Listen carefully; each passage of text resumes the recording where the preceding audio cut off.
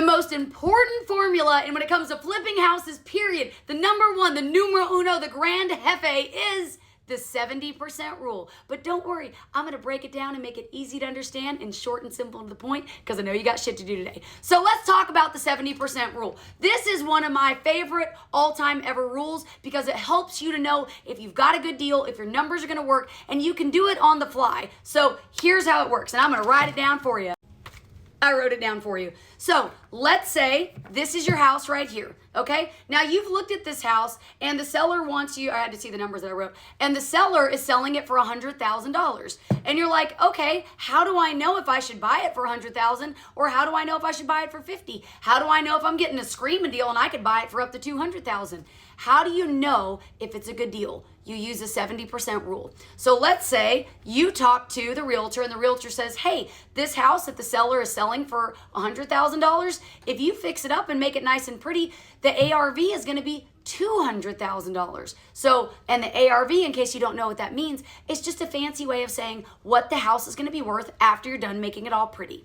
So your realtor comes over and tells you, hello, little house, you're gonna be worth $200,000 when you're all pretty. So now we wanna look at the numbers.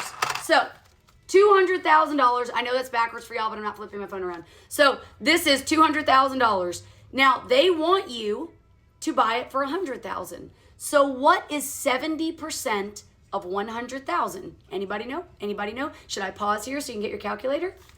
It's 140,000. 70% is 140,000. So the 70% rule means you need to be able to buy the house and renovate the house for 70% of the ARV. So if the house is worth 200,000, we're buying it for 100,000, 70% of this is 140.